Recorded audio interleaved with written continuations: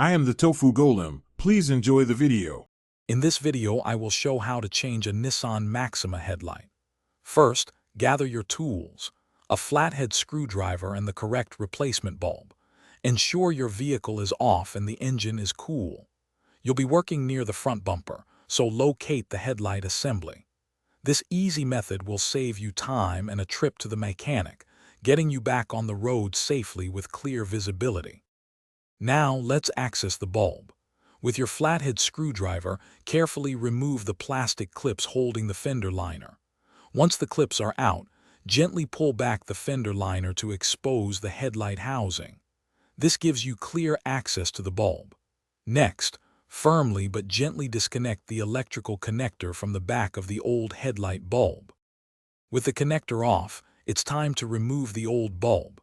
Twist the bulb counterclockwise until it releases from its housing. Carefully pull it out. Now, take your new bulb. Remember to avoid touching the glass part, as oils from your skin can reduce its lifespan.